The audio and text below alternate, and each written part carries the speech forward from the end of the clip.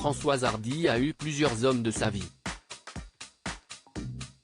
Même si l'on parle souvent de Jacques Dutronc, le père de son fils Thomas, également chanteur, l'artiste de 78 ans a connu une belle histoire avec Jean-Marie Perrier.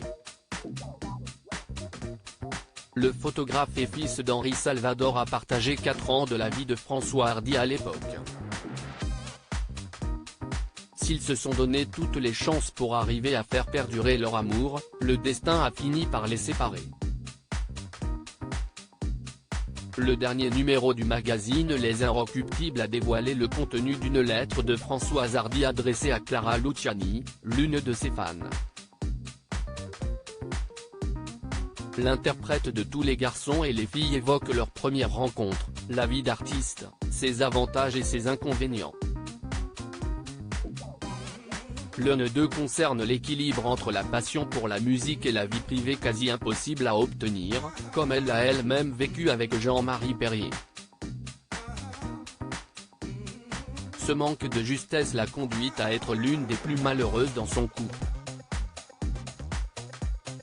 L'autre grand problème de la scène, c'est que l'on est jamais chez soi. Et j'étais très malheureuse de ne pas voir assez l'homme de ma vie. Je pleurais tout le temps, indique-t-elle.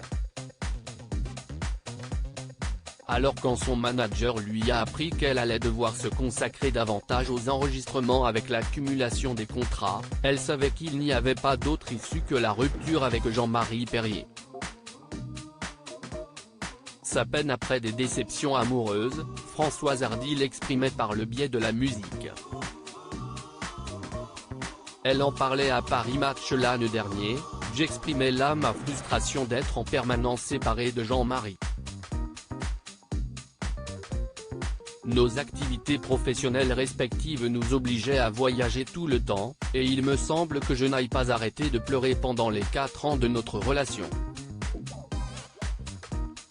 Avec lui, j'ai connu cette impression dévastatrice d'être une sorte de repos du guerrier alors qu'on rêvait de rapprochements physiques passionnés. Une séparation qui n'a heureusement pas entaché leur rapport toujours aussi bon des années plus tard.